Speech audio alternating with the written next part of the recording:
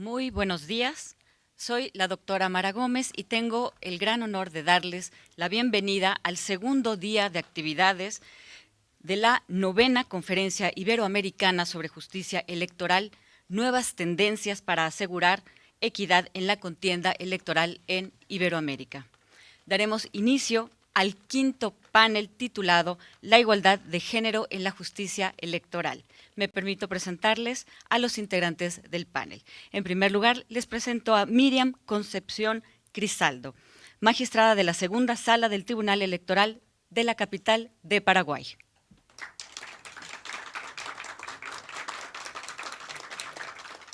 Contamos también con la presencia de Luz de Los Ángeles Retana Chinchilla, magistrada suplente del Tribunal Supremo de Elecciones de Costa Rica. Se encuentra también Julio Olivo Granadino, magistrado presidente del Tribunal Supremo Electoral de El Salvador. Y para presidir este panel nos acompaña María de Lourdes González Prieto, directora del programa en Paraguay de IDEA Internacional. Cedo ahora con mucho gusto el micrófono a la presidenta del panel. Adelante, por favor. Muchas gracias. Buenos días a todas, a todos. Muy contenta de estar nuevamente con este honor de presidir este panel el día de hoy. Y creo que después de la jornada que tuvimos ayer, fue muy productiva. Creo que todos salimos con muchas ideas, con muchas perspectivas de qué podemos seguir haciendo. Y este panel es particularmente importante, es el único panel temático que tendremos el día de hoy.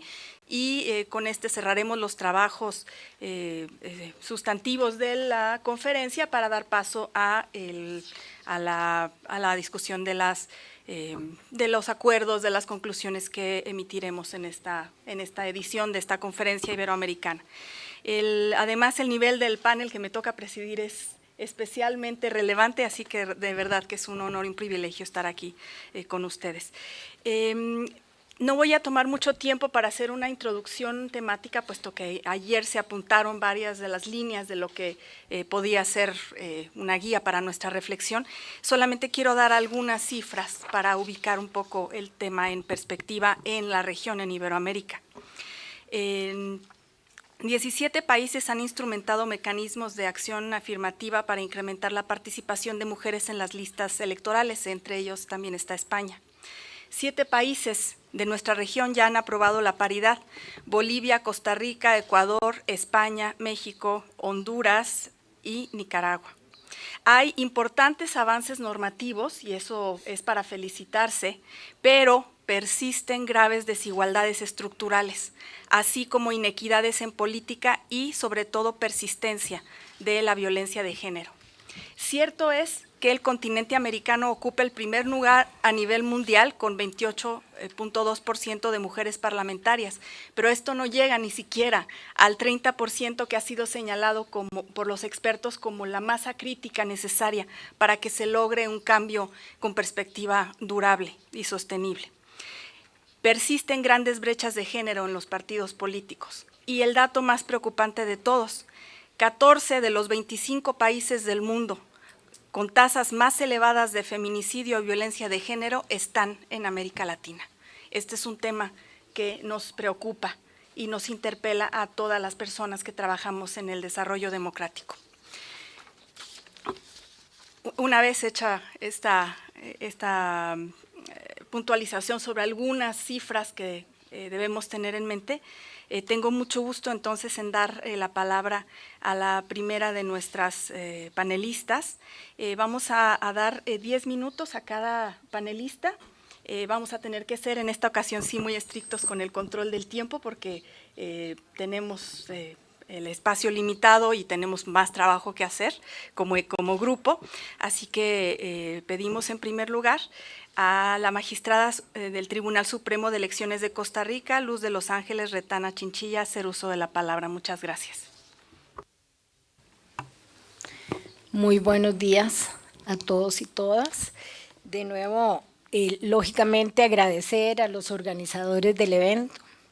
Estamos muy orgullosos y orgullosas de estar discutiendo temas de relevancia por la democracia en el mundo.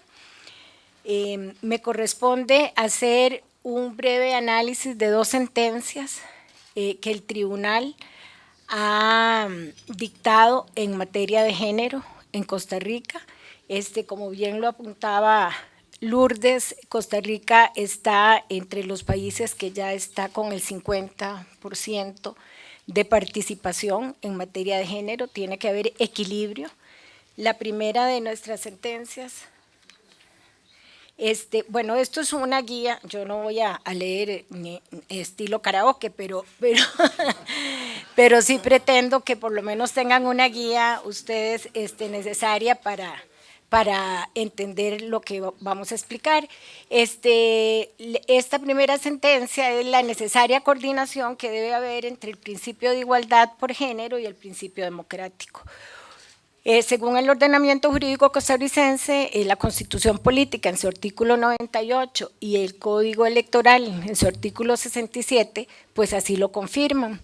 Entonces, un partido político tiene que tener en las asambleas internas y en todos los procesos de escogencia de candidatos la exigencia de la paridad. Tiene que regularlo en sus estatutos, porque si no, finalmente, las candidaturas no son inscritas si no vienen con paridad. Este partido, ¿verdad?, cuenta con una asamblea plenaria ampliada, en donde la participación que se genera por la dinámica democrática es muy probable que vaya a salir desequilibrada en el tema de género, pero entonces se le daba al partido la potestad para que el comité ejecutivo del partido o el candidato a la presidencia de la República, si ya lo había, pudiera completar y ampliar esa asamblea plenaria, donde se escogen los candidatos a diputados que finalmente tienen que ser aprobados por una asamblea nacional del partido. Y entonces, de verdad, resulta que en esta asamblea plenaria hay un desequilibrio y falta un 25% de mujeres para equilibrar la fórmula. Entonces, muy sencillo, el candidato designa 53 mujeres a dedo. Y don Daniel sabe bien el cuento porque se relaciona bien con nuestro país. Escoge a la esposa de él, a la esposa del jefe de campaña, a la esposa de todos los candidatos a diputados y así completa el 25% que le hacía falta. Entonces, una precandidata a diputada se siente lesionada sus derechos políticos y presenta ante el tribunal un recurso de amparo electoral. Por supuesto que el tribunal lo acoge, anula esa asamblea plenaria y obliga al partido a convocar a la Asamblea Nacional, que le tocaba ratificar los candidatos a diputados, y escoger en esa asamblea todos los candidatos a diputados con la fórmula democrática, donde cada una de las personas que va a participar tiene que haber sido escogida y procesada con participación legítima, ¿verdad?, y no a dedo. Entonces, se le obliga al partido a hacer una reingeniería de esos estatutos y reformarlo de tal manera que esto no vuelva a suceder, porque era una injusticia para las militantes del partido que se habían pasado por todo el proceso, de verdad, de pasar de asambleas distritales, cantonales, provinciales, para llegar a una nacional y que al final a dedo escojan a la esposa del candidato, o cualquiera, el asistente o lo que fuera, pero cercana al candidato. Esa es una primera sentencia. La segunda sentencia es la de la paridad horizontal, ¿verdad? Costa Rica, entonces, el legislador aprueba la ley del 2009, el nuevo Código Electoral, y obliga a los partidos el sistema cremallera, que llamamos, que si encabeza un hombre, la segunda candidata tiene que ser una mujer, bueno.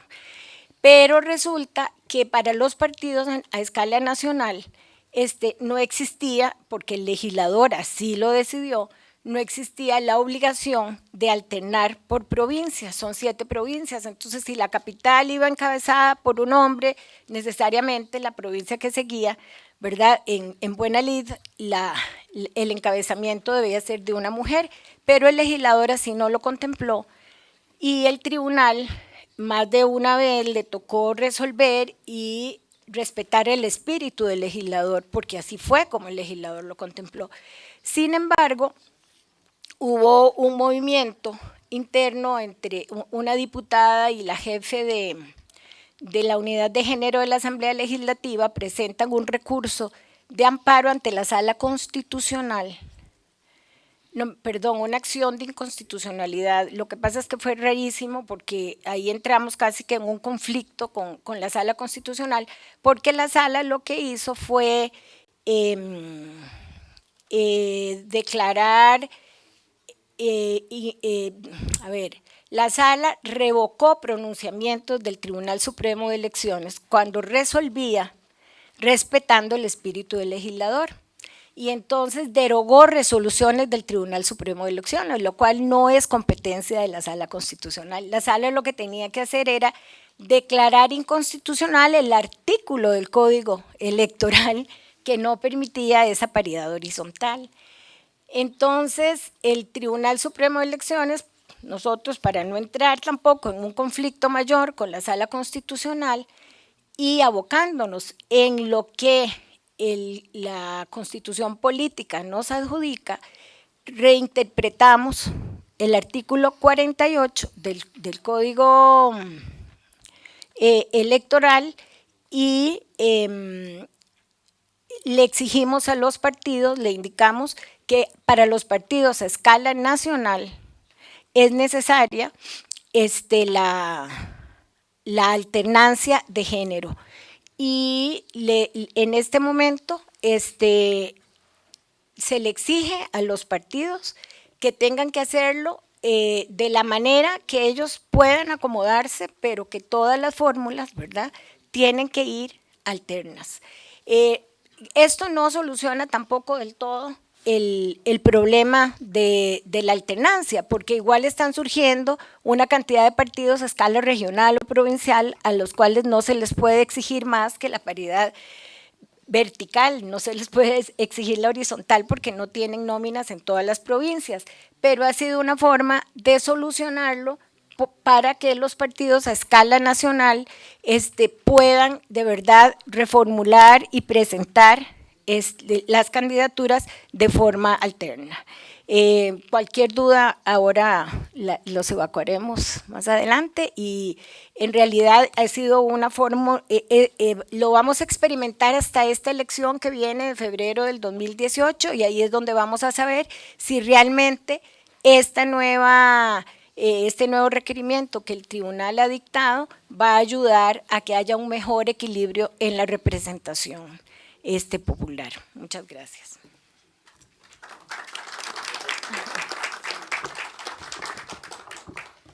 Muchas gracias a la magistrada Retana por su presentación, que además estuvo dentro del tiempo con un crédito de 1 minuto. Y a continuación vamos a dar la palabra a la magistrada Miriam Cristaldo del Tribunal Electoral de Paraguay. Adelante, por favor. La cosa para pasar. Sí, aquí está.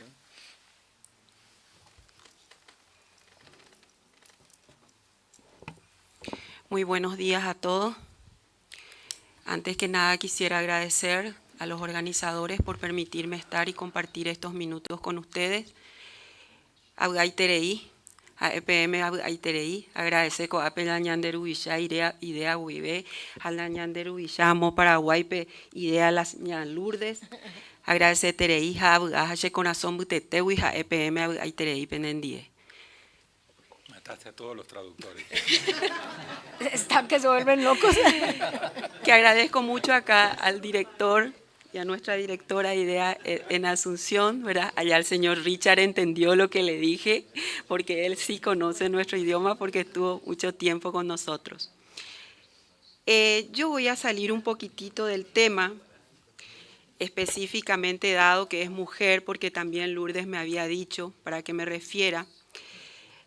Con respecto a todo lo que estamos haciendo nosotros, a objeto de disminuir barreras que obstaculizan la participación de las personas con discapacidad.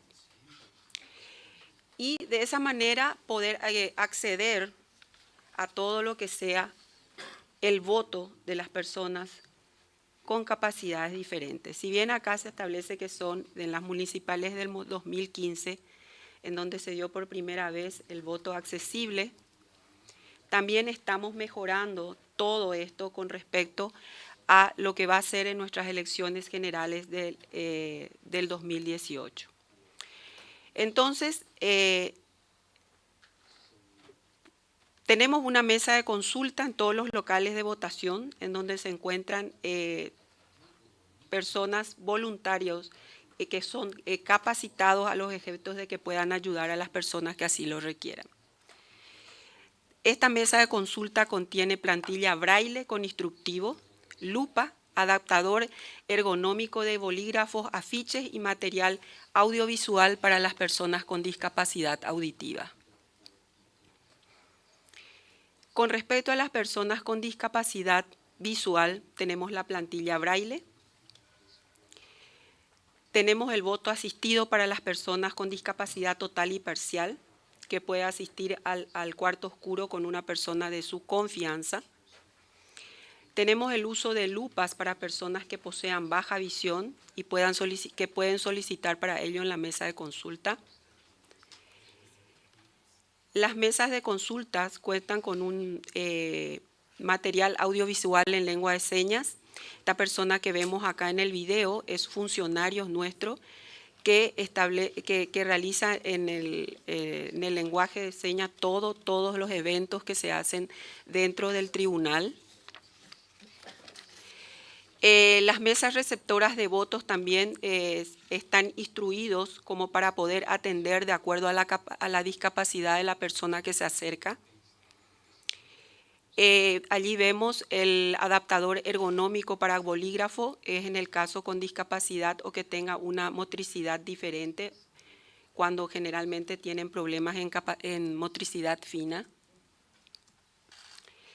También hemos innovado la mesa accesible, que es una mesa que es la que se encuentra en el lugar de votación que tenga menores problemas, porque también hemos trabajado en tener locales de votación en donde sí sea accesible.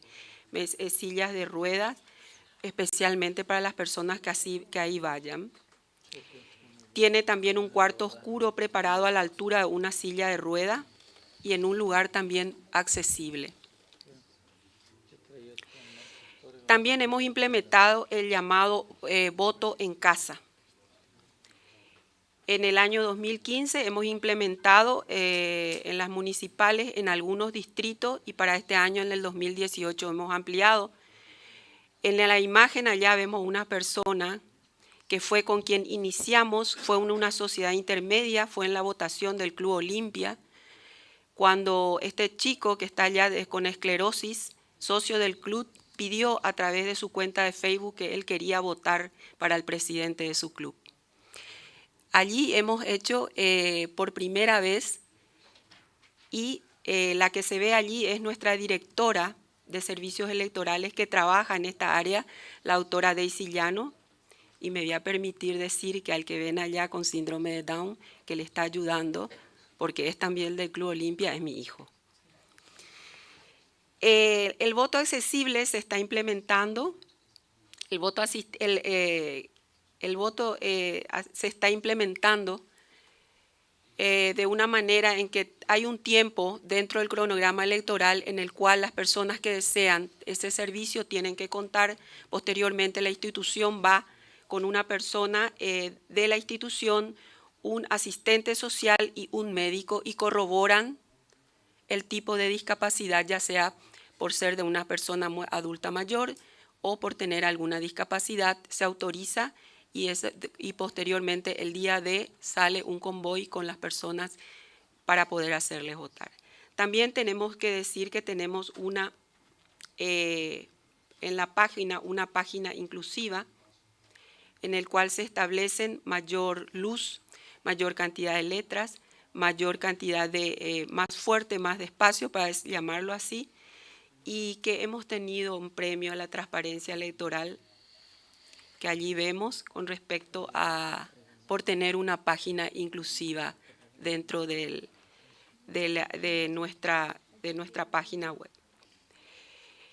Con respecto a lo que a mí me tocaba realmente, podemos decir que nosotros, por una circunstancia muy especial, en el año 2009, fin del 2008, uno de nuestros miembros renunció y me tocó estar por primera vez dentro del Tribunal Superior de Justicia Electoral. Fui la primera mujer que integró ese tribunal por 1 año y medio, y en ese comenzamos tímidamente en una pequeña oficina a los efectos de que se pueda centralizar generalmente los datos estadísticos que nos solicitaban. Y así fuimos creciendo, y en el año 2014 se creó la Unidad de Participación de Política de Mujeres por resolución del Tribunal Superior Electoral, con el fin de desarrollar políticas tendientes a transversalizar los mecanismos de promoción para el empoderamiento de mujeres, el monitoreo y el alcance de los mismos. Y también un trabajo articulado con las distintas organizaciones gubernamentales y no gubernamentales sobre el tema. Perfecto. Posteriormente hemos realizado una cantidad de trabajos, se han hecho exitosas campañas de promoción con PNUD, ONU Mujeres, Igualdad. También hemos realizado campañas de promoción en mesas de diálogo con los partidos políticos, experiencias también con encuentros con periodistas a los efectos de una agenda y promoción de derechos políticos. También se han hecho labores con ONU Mujeres con respecto a la red de mujeres municipios, con respecto a las elecciones que ya han pasado a los efectos de tener más candidatas para las elecciones municipales del 2010. También promoción de capacitación de participación política de las mujeres. Y también hemos hecho un proyecto muy particular que se llama Conociendo a nuestras mujeres, que vamos a verlos después. También se han hecho talleres construyendo ciudadanía mujer en distintas localidades de la República. También hemos realizado trabajo de estereotipos culturales y liderazgos, perspectivas de género, con Idea Internacional, la Unión Europea y el Tribunal Superior de Justicia Electoral. También hemos hecho los talleres SBRIDGE con Idea Internacional. Eso es con respecto internamente al fin de capacitar nuestros funcionarios. Y eso hicimos realmente, creo que estamos haciendo un trabajo muy interesante. Si bien no es un trabajo que nosotros tenemos por origen, ¿verdad?, para otras cosas, el hecho de administrar elecciones, pero creo que con el tiempo ya hemos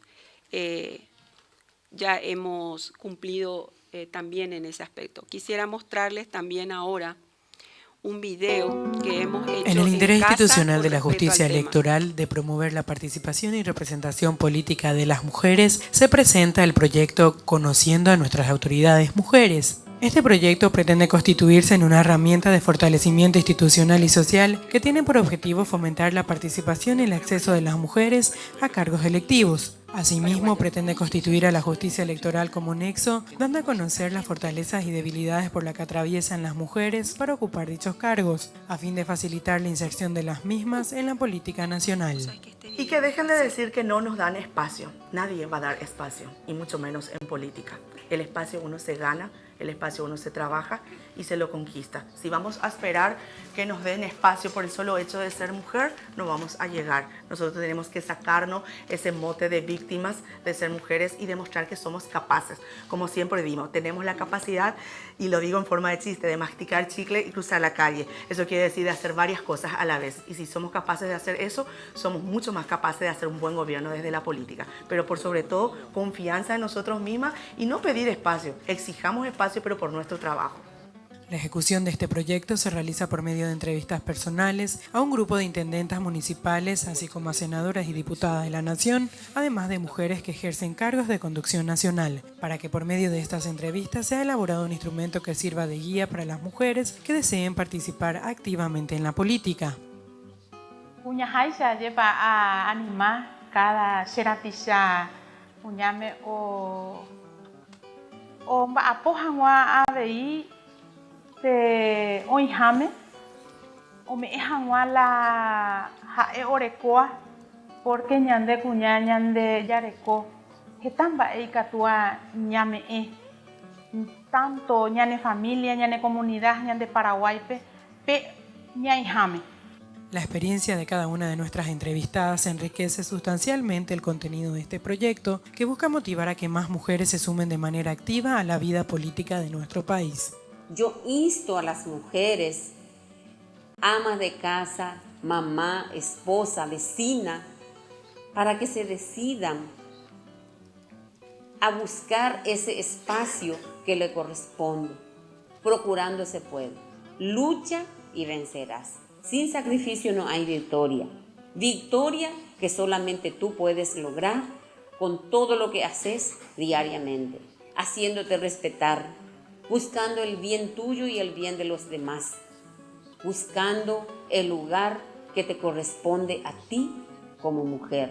Digna mujer si tú procuras.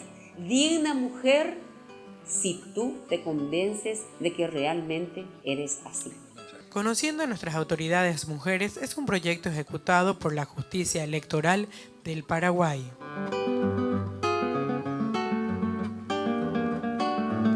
Muchas gracias. Muchas gracias.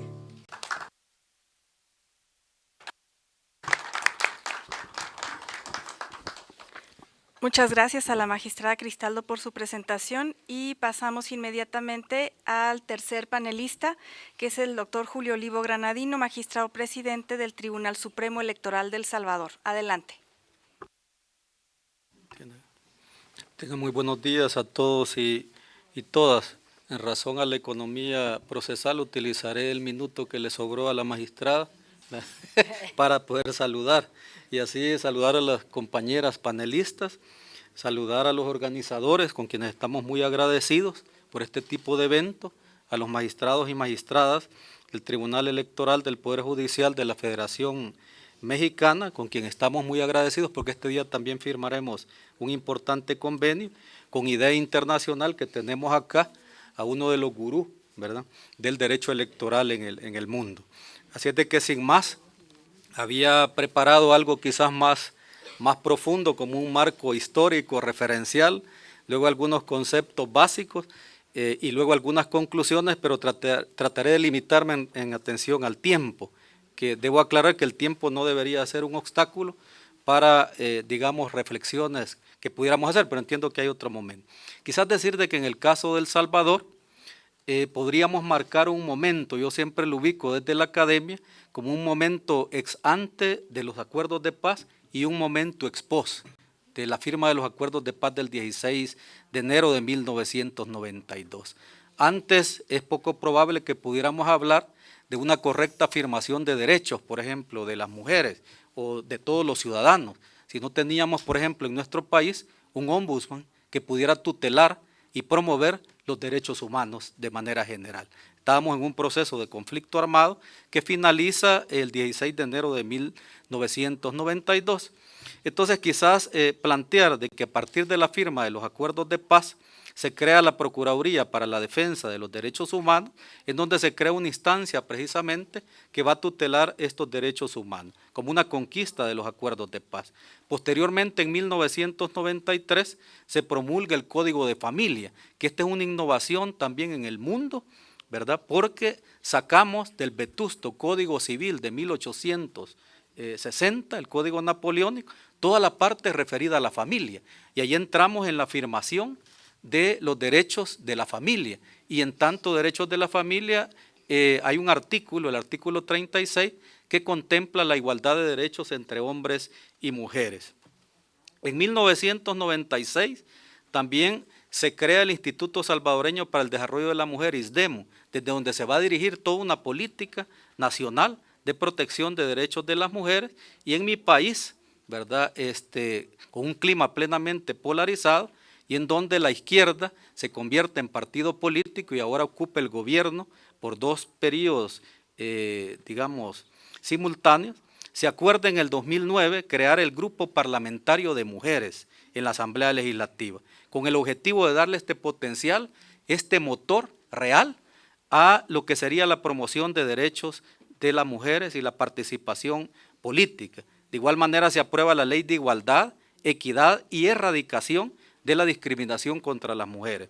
Se aprueba la Ley Integral de una vida libre de violencia contra las mujeres.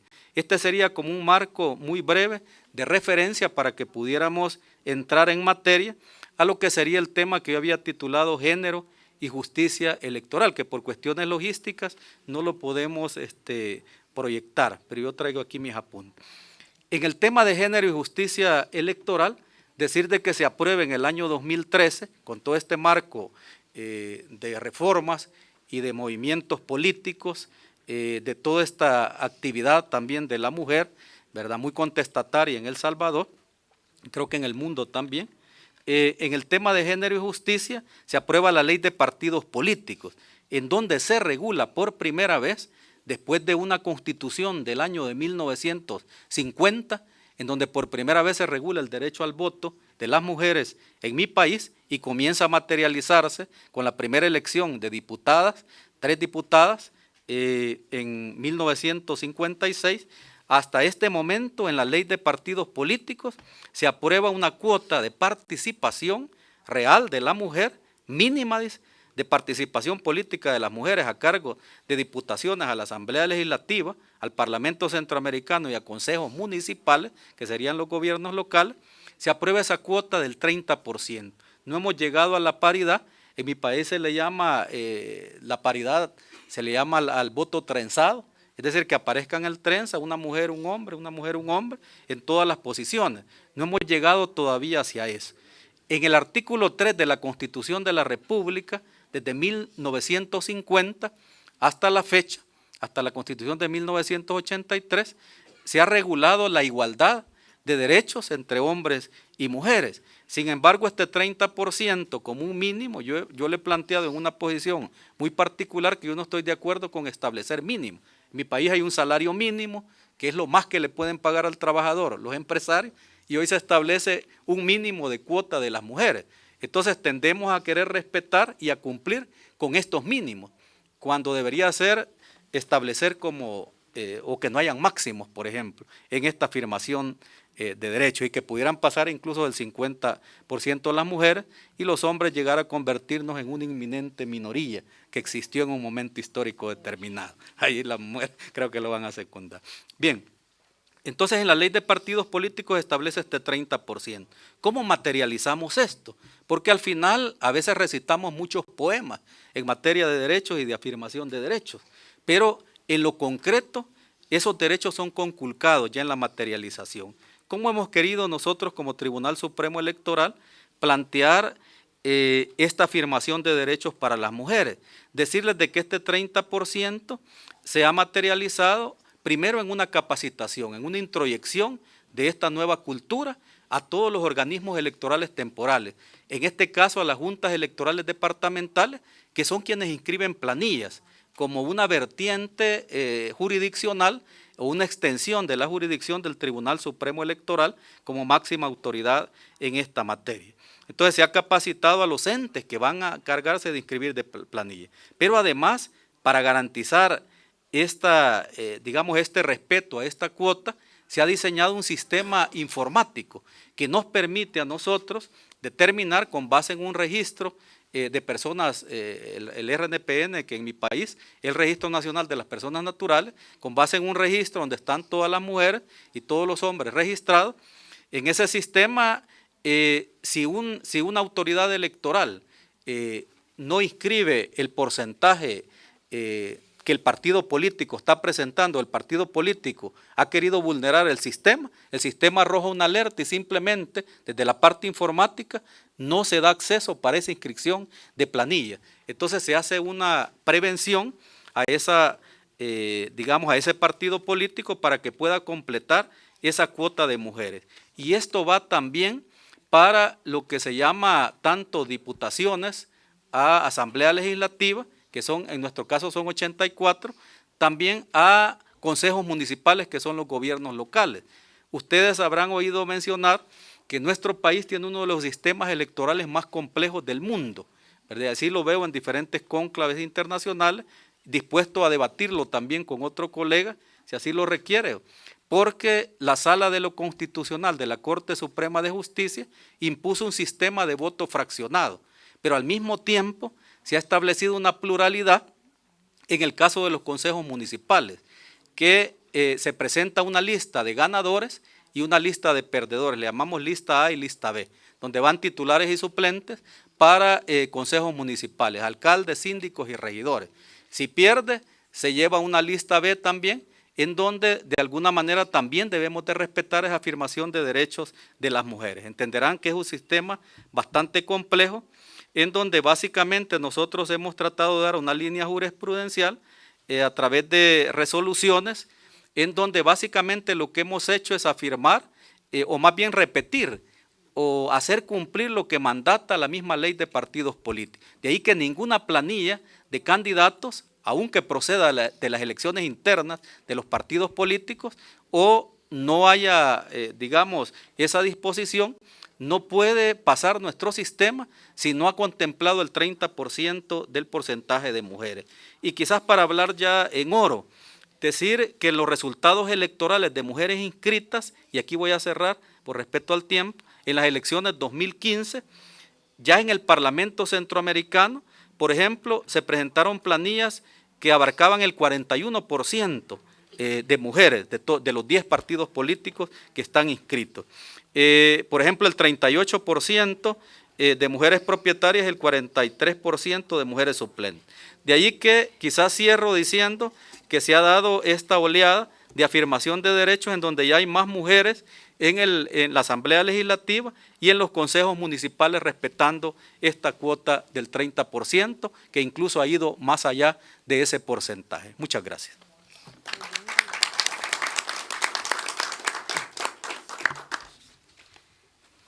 Muchas gracias al doctor Olivo por su presentación. Hemos escuchado tres presentaciones muy diferentes, pero me parece que complementarias. Voy a hacer una pequeña recapitulación. Hemos escuchado de parte de Costa Rica cómo están avanzando en la aplicación de la paridad. Su experiencia nos aporta jurisprudencia útil también y ver cómo están enfrentando retos que otros países están también enfrentando o estarán enfrentando en los próximos años. Así que muchas gracias por compartir esta experiencia. ¿Cuáles son las dificultades para la aplicación real de la paridad? Ese es el meollo de la cuestión. Una vez que se logra asentar esta lógica, lo difícil es justamente lograr su aplicación con reglas y que lo permitan. En el caso de Paraguay, agradecemos que la magistrada Cristaldo nos haya hecho una presentación que da muestra de la preocupación de la justicia electoral del Paraguay por aumentar el carácter inclusivo del proceso electoral, tanto en su dimensión de incorporar a las personas con discapacidad, como en el énfasis en la promoción de la participación de las mujeres a través de esta iniciativa innovadora, conociendo a nuestras autoridades mujeres, al darle visibilidad a las mujeres que han llegado a puestos electivos y que así la población pueda saber quiénes son esas lideresas que están ya abriendo camino y asentando esta lógica de igualdad. Y gracias también por compartirnos el sonido del hermoso idioma guaraní, aunque de verdad que es algo que le da musicalidad a la vida en Paraguay. En el caso de El Salvador, agradecemos mucho que nos haya hecho este recorrido histórico con énfasis en cómo sucedieron las cosas después de los acuerdos de paz de 1992 y la importancia que se le dio a la defensa de los derechos humanos y los mecanismos que han estado explorando y utilizando para garantizar una participación más igualitaria de hombres y mujeres en política. Una interesante reflexión que nos compartió el magistrado sobre las cuotas mínimas, que es una discusión que sigue y que el debate continúa, y del concepto tan importante de la afirmación de derechos, que eso es el centro también, al corazón de toda lógica de igualdad en política y en democracia, pasa justamente por esa afirmación de derechos. Así que muchas gracias por estas presentaciones. Yo quisiera abrir ahora la mesa para tres comentarios o preguntas de la sala y después vamos a dar nuevamente la palabra a nuestros panelistas y si hay tiempo abriremos una segunda ronda de comentarios. Tenemos una acá de Bolivia, tenemos de Panamá, dos, ¿alguien más? Y de México. Entonces, por favor, Bolivia. Sí, solo para comentar muy rápidamente, por una confusión que tuve, mandé una ponencia también sobre este tema y quedaría a disposición de que lo envíen después a los participantes. Pero en resumen, Bolivia sí ha alcanzado la paridad en todos sus órganos legislativos, de consejos municipales, asambleas departamentales y la Asamblea Plurinacional, que sería el Parlamento en la Cámara de Diputados. Este es un logro ya efectivo que viene de la ley electoral que incluye lo que le llamamos paridad y alternancia, lo que en otros países se llama cremallera o así, en Bolivia es la alternancia entre titulares y suplentes, varones y mujeres. Esto ya es un logro, pero todavía falta avanzar en los ejecutivos, es decir, solo existe 8% de alcaldesas, de 9 gobernadores, todos son varones, 0 mujeres, y presidente, vicepresidenta. Solo tenemos un antecedente muy lejano, en 1980, la presidenta Lidia Gayler Tejada, y bueno, lo importante es que este tema se ha consolidado incluso en las instituciones, como les mencioné ayer, pero también al existir mayor acceso de las mujeres a cargos públicos, también se nota mucho el acoso político y la violencia para obligarlas a renunciar y que suba el suplente varón. Y existe también la ley contra el acoso y la violencia política ya aprobada, pero que queda sin mucha reglamentación para poder aplicarla. Entonces son avances, yo lo veo en términos siempre de avances. Y un último anuncio, hemos constituido la Asociación de Magistradas Electorales de las Américas. La primera presidenta fue Luciana Locio de Brasil, tuvimos una reunión en Brasilia el año pasado. La presidenta actual es Yolima Carrillo de Colombia y la vicepresidenta actual es Katia Uriona de Bolivia, y el próximo año invitaremos, bienvenida a las mexicanas y las de todos los países presentes, oportunamente la fecha en que se realizará 2018 en Bolivia este encuentro. Gracias. Adelante, Panamá. Sí, muy buenos días a todas y todos. Para compartir con este escenario la situación de Panamá. Tenemos una nueva reforma electoral a partir de la ley 29, del 29 de mayo. Teníamos una cuota del 30%, que realmente con mucho dolor tengo que admitir que nunca llegamos a ello. Estamos en los últimos lugares en cuanto a paridad de género. Con esta ley se mantiene una situación muy parecida en el artículo nuevo. Si bien se subió al 50%, 50% se está pidiendo para las postulaciones, que se presenten las postulaciones, que sea el 50% mujeres. No obstante, la ley no logró, a pesar de que la propuesta venía con un mecanismo de cumplimiento, de que si no se cumplía con la cuota del 50% en las postulaciones, se rechazaran hasta que alcanzara esta cuota. No obstante, no pasó en la Asamblea. Y la norma, si bien dice que hay que tratar de llegar al 50% en postulaciones mujeres, no obstante, el párrafo siguiente dice, de no alcanzarse, se debe hacer constar una certificación de la Secretaría de la Mujer del partido político, donde se haga constar de que pues no se presentaron postulaciones de mujeres, no se logró alcanzar el 50% y por lo tanto se tuvo que rellenar con varones. Así es que no hay una obligatoriedad, avanzamos con la cifra, se pone el 50%, pero no hay nada efectivo, no tiene como digamos diente ni garra la norma, así es que no creo que se vaya a cumplir. Lo positivo de esto, pues, es que en las primarias, en algunas internas de partidos políticos, el año pasado se hicieron varias y vimos con mucho placer en el Tribunal Electoral de que estaban haciendo cumplir, a pesar de que no teníamos todavía la norma con el 50%, en las internas de los partidos políticos se estaba haciendo con mucha fuerza la obligatoriedad de que entregaran el que se cumpliera con este 50% en la cuota en las postulaciones. Es más, hubo demandas que llegaron, impugnaciones al Tribunal Electoral por algunas postulaciones que no se estaban cumpliendo con esto, y fue interesante conocer que los partidos políticos, específicamente uno, estaba haciéndola cumplir a pesar de que la ley no mandata que sea así, pero ellos internamente se pusieron como este principio de que tenían que cumplir con las nóminas del 50% de que mujeres postuladas, y si no se recibía las postulaciones a lo interno, en los cargos internos de los partidos. Así que esto me pareció muy interesante. Por otro lado, hay un fallo del 2012 de la Corte Suprema de Justicia, donde trataron de que se declarara inconstitucional un artículo del Código Electoral que hablaba del 30% en la cuota de género. Y la Corte Suprema, muy sabiamente, fue del argumento de que eso era el mínimo que garantizaba la participación de la mujer. Así es que ahí recibimos el apoyo de la Corte Suprema en este sentido. Si bien en ese momento estaba el 30% vigente y no el 50%, pero de todas formas reafirmó la legislación vigente.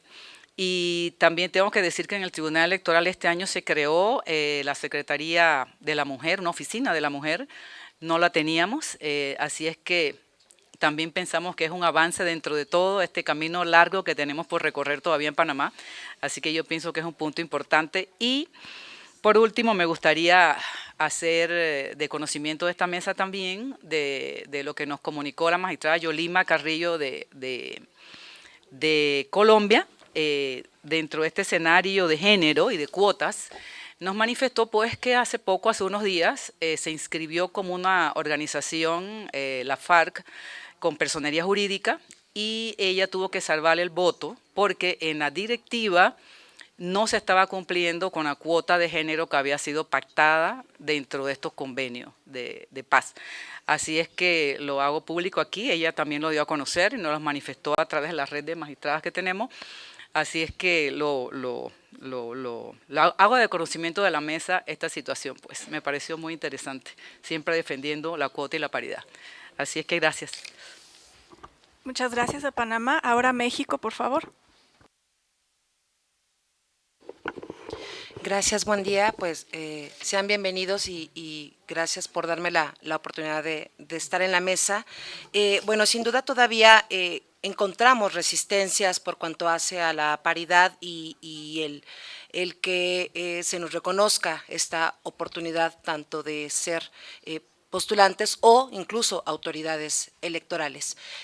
Pero para el caso específico me interesó muchísimo la participación de la magistrada Miriam Cristalado, puesto que también en México hemos estado generando acciones para la inclusión de personas con discapacidad en el reconocimiento de sus derechos político-electorales, pero en especial me gustaría preguntarle ¿cómo fue que se determinó el voto en casa? ¿Con qué anticipación se hace esta solicitud?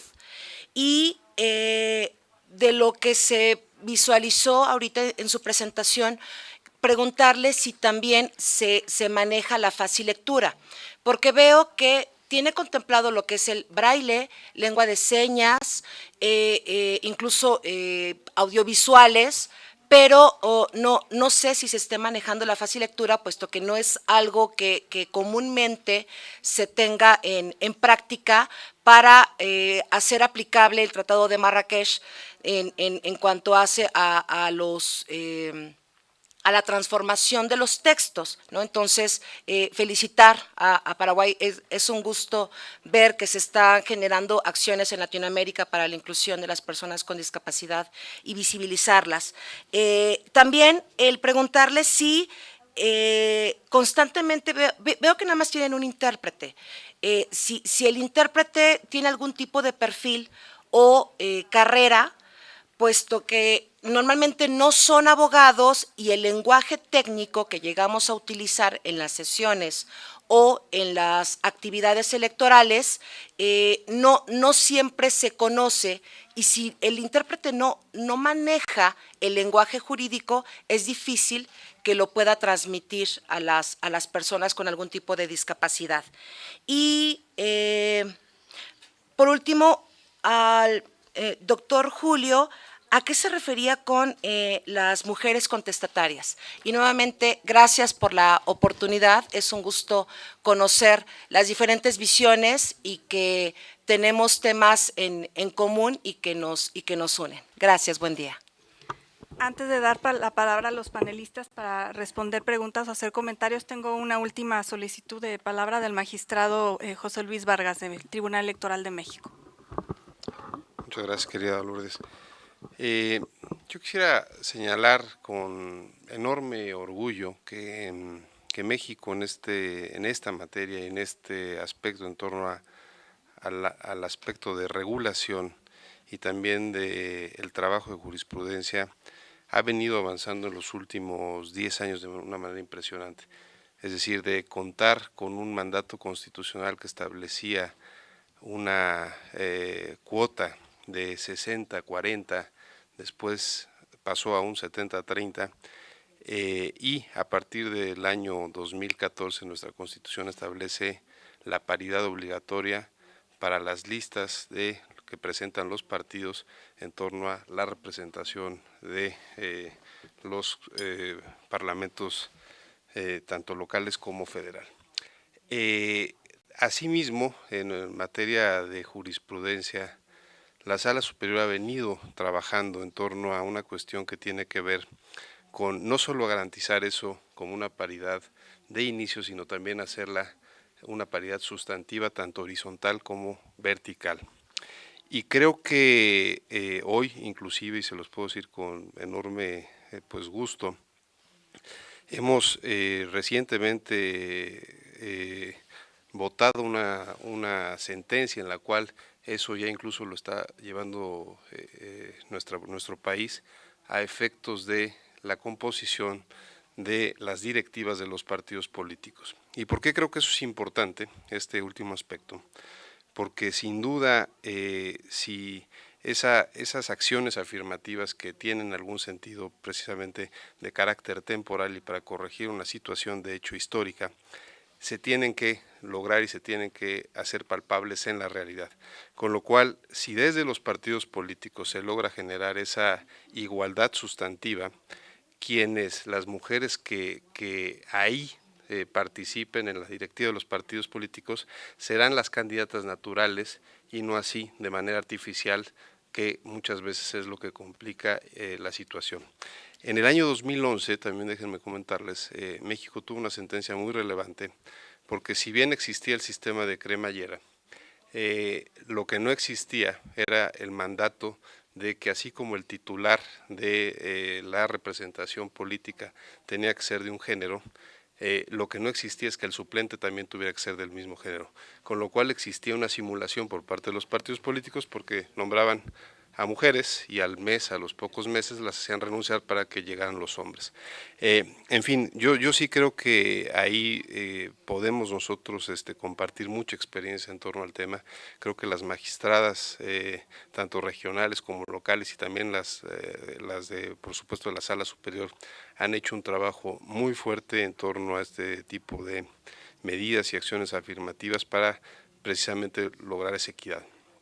Finalmente, Creo que el único tema que México, al igual que muchos países de Latinoamérica, sigue teniendo un déficit importante es en lo que corresponde a violencia política de género. Recientemente, se los comento en esta reunión, hace 2 días, hoy iba a estar aquí presente la magistrada Mónica Soto de la Sala Superior, y no ha podido estar la magistrada Soto por una cuestión pues muy grave, es decir, en redes sociales circularon una amenaza, es decir, haz patria y mátala. ¿Por qué razón? Por una cuestión vinculada a un caso concreto que hoy estamos resolviendo, donde ella es la ponente. Entonces, sí digo esto porque sí considero que en el lenguaje político y en las acciones políticas nadie, o sería muy distinto, y lo pensarían mucho más si fuera alguien de género masculino. Pero al ser mujer, sí creo que conlleva esa connotación de violencia política de género misma que pues evidentemente no se puede permitir, y pues sí señalo esto porque hoy desafortunadamente no nos puede acompañar por esa razón. Muchas gracias. Muchas gracias al magistrado Vargas. Vamos ahora a dar la palabra por 3 minutos a cada uno de nuestros panelistas en el mismo orden en el que hicieron sus presentaciones. En primer lugar, la magistrada Retana de Costa Rica, por favor. Bueno, muy bien nos señalaba Lourdes que no basta con que la legislación se apruebe y entre automáticamente la paridad a regir con mucha facilidad. Han sido muchos los baches que nos hemos encontrado, por ejemplo, en la elección de alcaldes para el año antepasado, que hubo elecciones, el 90% de las candidaturas eran varones y por lo tanto ese 90% de mujeres son vicealcaldesas. La ley dice que la vicealcaldesa o el vicealcalde tiene las funciones que el alcalde le encomiende, y hemos encontrado muchísimas vicealcaldesas quejándose de que las tienen llevando una bitácora de entrada y salida del edificio, que la tienen cuidando, por ejemplo, la piscina municipal, ¿verdad?, registrando las entradas y salidas de gente en las instalaciones deportivas, etcétera, etcétera. O sea que siempre hemos pasado entonces a tener puestos de menor relevancia. Incluso hay una vicealcaldesa que tiene muchísimo más bagaje académico que el alcalde.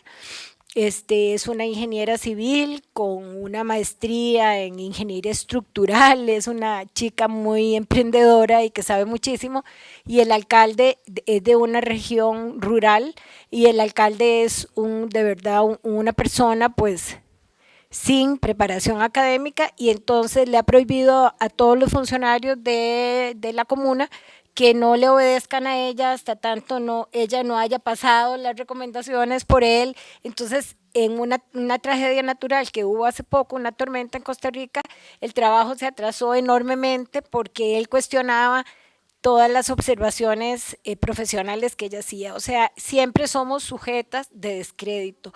Y por eso el camino que hemos tenido que tomar ha sido de verdad reinterpretar la ley de tal forma que se entienda por qué es que lo queremos hacer. En Costa Rica han estallado en los últimos años varios casos de corrupción, y orgullosamente podemos decir que entre todos los imputados y entre todos los condenados con cargos políticos nunca ha habido mujeres.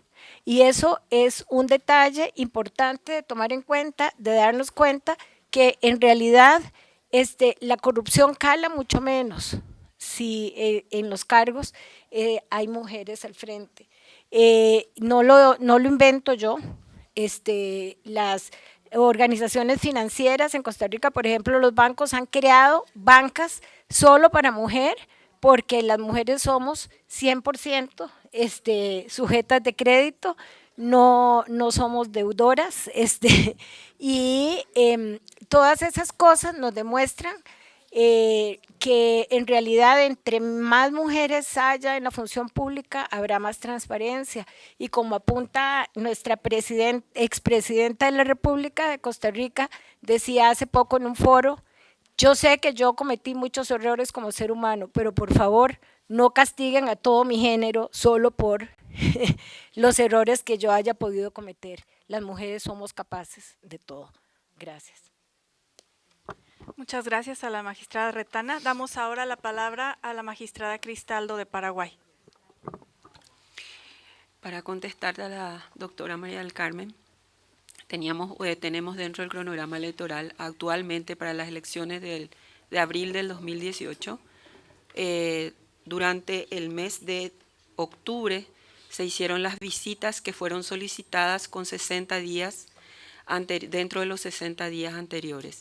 Esas visitas se realizan con personal de la justicia electoral acompañados de un médico que envía el Ministerio de Salud Pública comisionada a la institución y también una asistente social que proveniente también del Ministerio de Salud Pública comisionada por a la institución para realizar ese trabajo a los efectos de que como allá tenemos un control mutuo de todos los partidos políticos con respecto a toda la actividad que realiza la justicia electoral, no digan después, bueno, de que se está favoreciendo a un sector político. Con respecto a tu pregunta, como es algo que estamos realmente comenzando hace poquito, no tenemos todavía el lenguaje de señas ya técnico, sino es el lenguaje de señas común. Yo creo que llegaremos a eso en algún momento y espero que sea lo más pronto posible. También quisiera decir que con respecto a las mujeres en nuestro país tenemos un porcentaje muy bajo. Tenemos la implementación de cuotas en un lugar por 5, solamente en las internas o las primarias, pero que eso no se traduce cuando se corre la final en las elecciones generales, porque por el sistema de representación, al mecharse por el sistema DOM, quedamos en minoría. Y también favorece, y como sabemos que el sistema de cuotas favorece solamente en las listas largas, también como las diputaciones son de representación departamental, también ingresan muy pocos.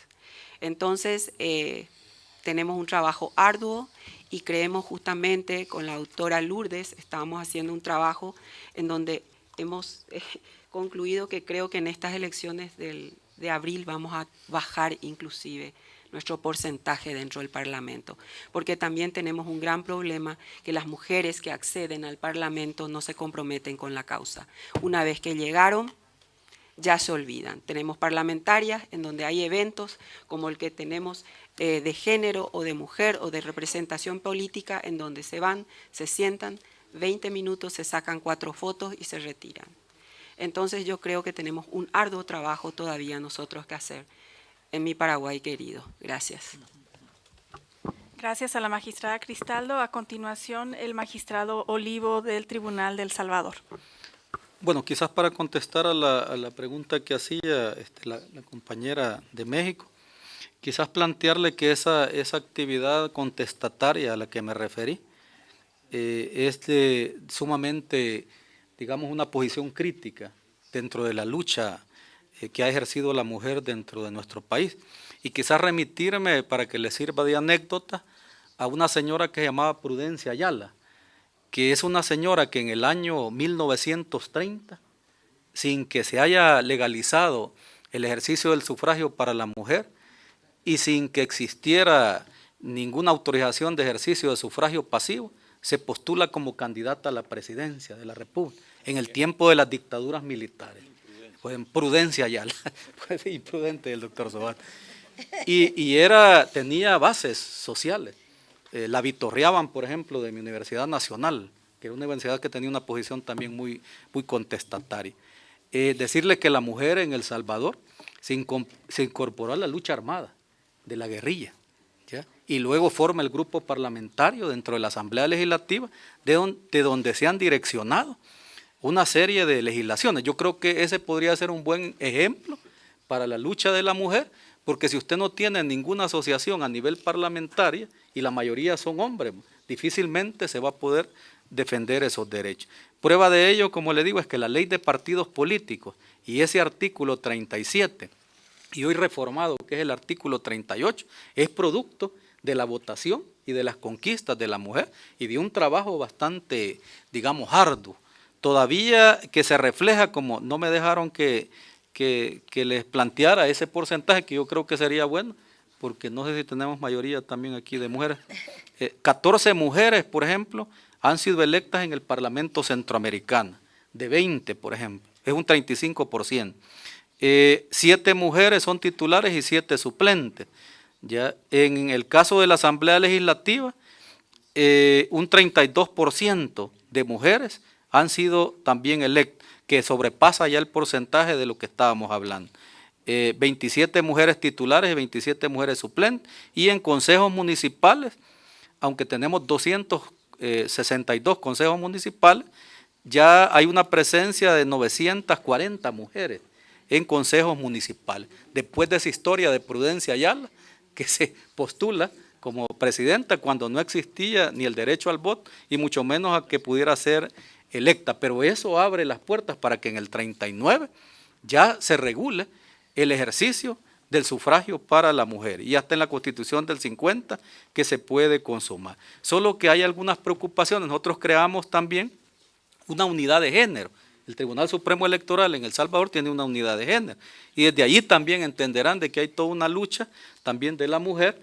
Tenemos un 30% también de mujeres en el organismo colegiado del Tribunal Supremo Electoral. Somos 10 magistrados, en donde ya 3 mujeres fueron electas también por la Asamblea Legislativa en esa cuota del 30%, pero no estaba contemplada todavía, o sea que nos adelantamos. Sin embargo, pese a este resultado de la elección 2015, que es un muy buen resultado para las mujeres, porque como lo mencionaba la compañera de Paraguay, una cosa es que se plantee, que usted regule, que en las internas de los partidos políticos, de donde vienen las planillas, usted empiece a regular que un 30% de mujeres va a venir contemplado, por lo menos. Pero otra cosa será ya en el momento de la inscripción de esos candidatos en el Tribunal Supremo Electoral, y otro momento será que el soberano, y ese sí es un buen tema de reflexión, porque el soberano, ¿verdad?, llámese hombre y mujer, o mayoritariamente de mujer, vota más por hombres que por mujeres. Ese será es que es un tema de transculturación, o volver a, yo no hablo de educación porque yo vengo de la academia, sino que de reeducación, porque ya estamos educados bajo ese modelo que ustedes le llaman también patriarcal. Entonces decirles como una señal de alerta, que ese porcentaje de mujeres ganadas en la Asamblea Legislativa de El Salvador, que se los mencionaba, 54 mujeres entre 27 titulares y 27 suplentes, que era un buen porcentaje. La Sala de lo Constitucional, que es muy activa en El Salvador, con esto cierro, no es necesario los 3 minutos de mi tiempo, porque es importante. Entonces decirles que la Sala de lo Constitucional emite una sentencia en donde declara que son inconstitucionales los diputados suplentes electos en la Asamblea Legislativa. ¿Ya? 84 diputados, o sea, se los vuela de un tajo cuando la Constitución les daba funciones concretas, pero ellos tienen sus alegatos. En este porcentaje de mujeres, cuenten ustedes que hay 27 también suplentes que habían sido obtenidas por esa lucha también de las mujeres en este momento histórico determinado. Muchas gracias a nuestros 3 panelistas, muchas gracias también por las participaciones de la sala, y con esto estamos terminando este panel exactamente a las 11:15. Gracias.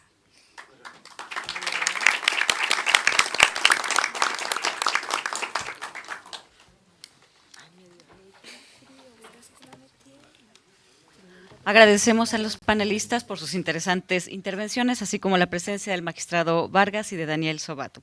Ahora daremos inicio a la mesa de conclusiones, para lo cual les pedimos un breve receso de 5 minutos para cambiar la estructura del salón. Muchas gracias.